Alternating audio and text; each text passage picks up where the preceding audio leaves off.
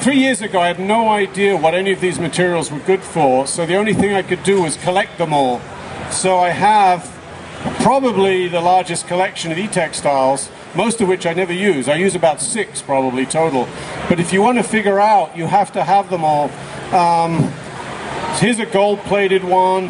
There are stretchy ones, copper ones, tin ones, magnetic ones.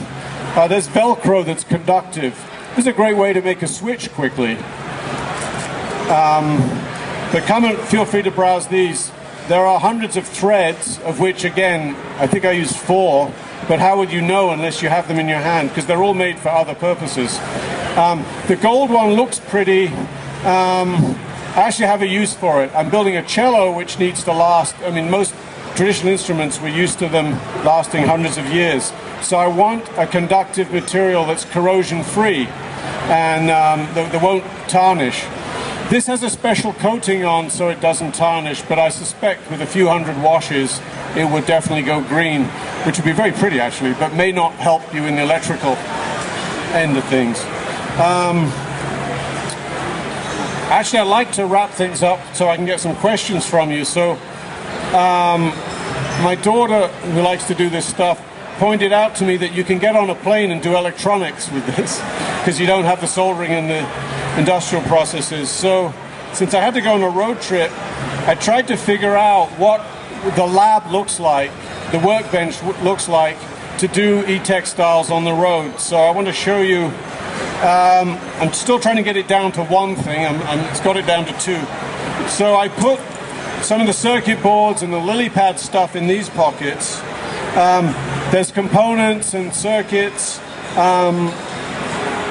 LEDs, pins obviously for temporarily connecting things. Actually, one of my favorites, again, you want to test circuits before you sew them in.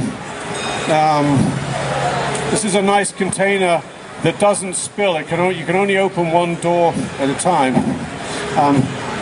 So I take these little clips and I solder connections onto my microcontrollers and just use clips on the fabrics to make a quick connection. Doesn't damage the fabric.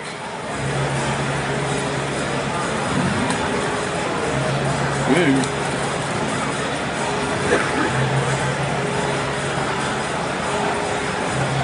And in this arrangement, I have traditional prototyping, solderless prototyping. I have the threads I need. Those are my 4 favorite threads along there. That's the embroidery thread. This is a thick thread that's thick enough to drive LEDs and get a lot of energy into the thing. And then pockets to put the various fabrics. And of course,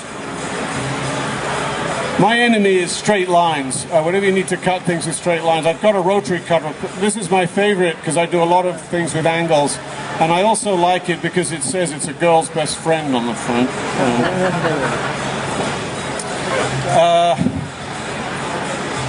So yeah, that's the portable EtextilesLab.